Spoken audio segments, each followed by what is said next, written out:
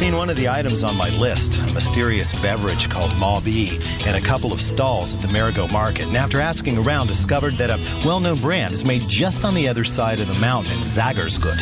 But I have to say, neither the R&B Island Mauby facility nor its proprietor, Rolando Bryson, turn out to be quite what I'm expecting. How long have you been making Mauby? This has been about 8 years now. We started. 8 years? Why'd you start? Well, basically, my dad used to always make it from since I was a kid. And one day I just told him, you know, we used to give it to the neighbors, and I said, hey, if we could do a little something with this, you know, put it in some bottles, make some labels, and see if there's a market for it on St. Martin. So, let's go make a batch, man. All right, let's show you how it's done. This is the Mauby. Yes. Mauby So that's from the... Do any trees grow around here? It's pretty much an endangered species on St. Martin now, but when I was growing up, when my dad used to make it, there was a particular house we would always go to that had a tree, and every month you could go, you scrape the bark, the edges of the bark, you can even see that, you know, it's bent from the scrapings. You see, what we do when we go to buy our Mauby bark is I basically would chew it a little bit, and then if it's so bitter that I have to close my eyes, then it's good Mauby. All right, because I gotta try that now then. Okay, just any one of these? Yes, but it's very bitter. Chew it. You're gonna feel that bitterness on your tongue for a very long time, I can tell you that. That means it's good Mauby. That's the best Mauby ever. And then what we're gonna do is we measure our Mauby, and then this goes into the pot. Basically just sprinkle it in. And then we have to put orange peel. Right, dried orange peel? Dried orange peel. Break that in. How many family members work on this project? In the business aspect, I'm in charge of it. My mom is definitely quality control because she has a very good eye for the detail, you know. See. She can just smell the brew of the Mauby and know whether it's a good batch or not. She can look at the quality of the color and all those things. So my dad is the original, of course, influence on it, so he's the one we go to. So he doesn't have to do any work anymore. He just, not anymore. I like that. Inspire and walk away. A couple of hands of ginger, fresh ginger. A good combination with the Mauby, because both Mauby and ginger can cause, you know, the bubbles and give it like a soda kind of taste, because a slight carbonated type feeling. Yes, that's right. That's what you get. Well? Yes, our Mauby is not flat. In some countries, they make a flat Mauby that's like a juice. Yeah. Personally, I don't like that. Most St. Martin people also don't like it like that. They like it with the carbonated taste. I had no idea it was carbonated. Now you're standing around with your arms on your hips. That's management. Labor management. These are the fine ingredients of it. They go in smaller quantities than the Mauby. Basically, my mom can show you exactly how much of that we put in. So, star anise. Yeah, star anise. 2 handsful. Cinnamon sticks. Allspice. Spice. And clove. Cloves. And you do this all just by hand measurement, you don't... Oh, yeah. Yes.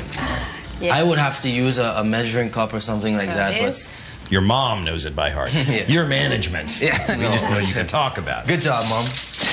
Right now we're going to the back here. This is our trusty stove. This is actually the stove that started it all. Yeah. It's actually an 8-year-old stove, as you can clearly see. But it's only 8?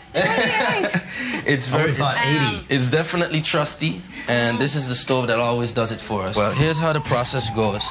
Once we've boiled the Mauby, it boils for 5 hours. Yes, once we boil it in the afternoon, so that by the next morning, when Dorothy comes to work, she can have the Mauby cooled and put it into a bucket, like into one of these drums. Right here, this is concentrated Mauby. This amount of Mauby fills right to here, right to this line, and that's what actually makes the amount of Mauby. This here is the ideal sugar for Mauby. The color is just good, the flavor is just right. A little golden color. Yeah. What we basically do is 16 scoops. 16, right? Yeah, 16. Yeah, 16 scoops. 16 scoops of it. Make sure the sugar melts. You fill it up to the line. And then when that is strained, it sits here for one night. That's when the bulk of the fermentation starts to happen, because now the sugar has met with the yeast of the Mauby, And now that's when the chemical reactions start taking place as a bulk in the barrel. But this right here is basically old Mauby. This is Mauby that has fermented for 2 weeks already. So it's at the point of where it's going to start forming alcohol. You add just a little bit of that into this to kickstart the process. To kickstart it. This is basically the leaven for starter. Yeah. It's like in bread when you take a little piece of the old sourdough bread and put it into the new batch. So that's where the yeast is coming from. Yes. And then they'll wake up. So I want to understand that the fermentation that goes on, I mean, at this point, it's almost like you're talking about making beer. It's a brew, yes. But your final product is non-alcoholic. Well, this is the trick to it.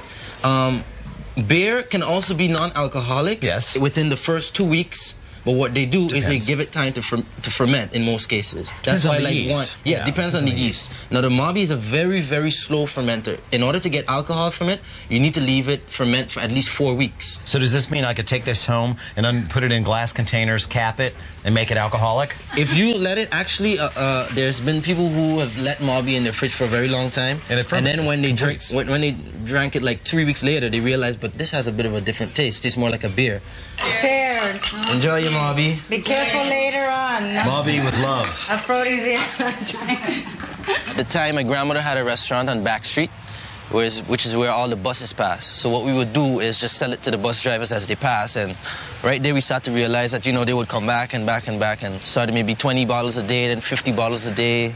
Then we started going to supermarkets, and now it's grown to where we're basically at every supermarket on the island. And yeah.